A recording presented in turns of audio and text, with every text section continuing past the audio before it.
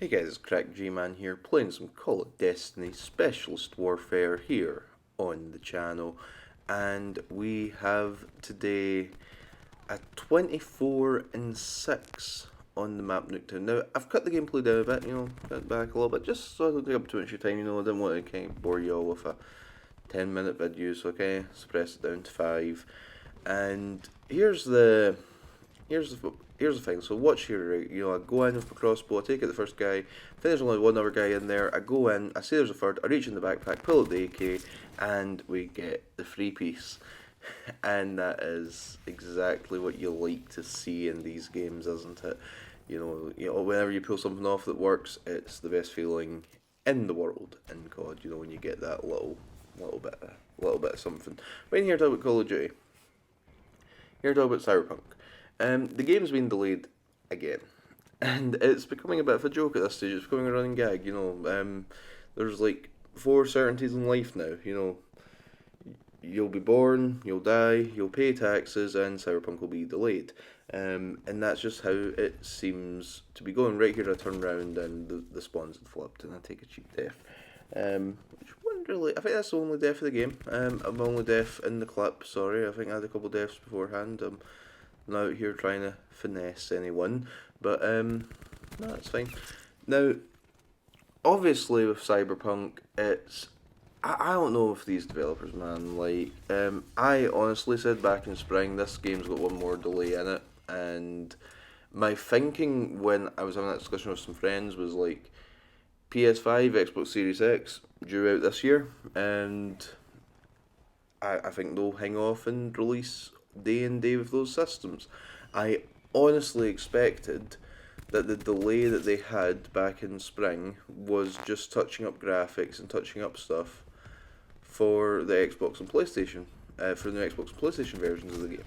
Like that was my expectation. That's what I thought they were doing, and it turns out that they were doing more than that. They want.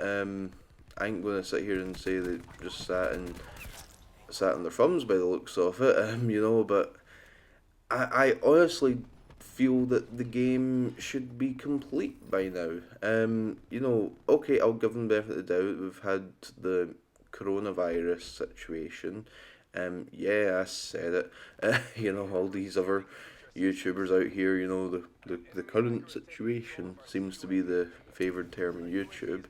I can say things they can. Listen, this is their job. They care about monetization. I'm just doing this for the whatevs. So it is what it is. And I understand. I ain't calling anyone out. It's an understandable thing. If it's your source of income, you've got to be somewhat responsible. I'd go with that. You've got to be responsible and do what's right for yourself. I'm a big advocate of that. I ain't going to sit here calling anyone out over it. But Cyberpunk just needs to kind of come out this year, man. They can't delay this game much more. And this is the thing with the games industry. They do this almost. I don't want to say they do it all the time, but it happens. It happens on a notable basis. We've had lots of games seem to keep getting delayed and delayed and delayed, and then eventually they'll launch and they're like a little bit lackluster. And I don't think anyone really wants that for Cyberpunk. There's a lot of hype for this game. There's been games in the past that I've been hyped for, that have had delay after delay and been super disappointing. I remember Watch Dogs kept catching a delay, and it was I was really excited. Then when the game launched, it was nothing like the trailer.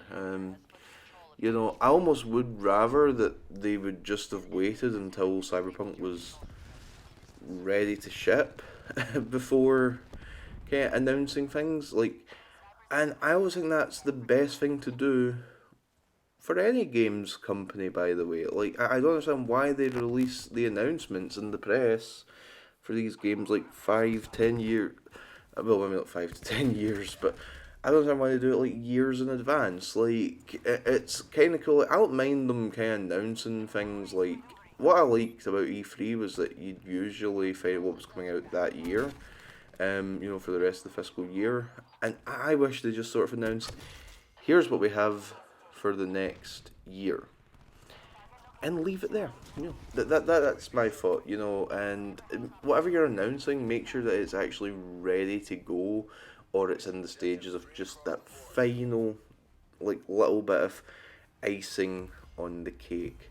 So anyway, it has been your boy Crack G Man here, asking you to like the video, comment, and please subscribe and share with your friends if you think it's good enough.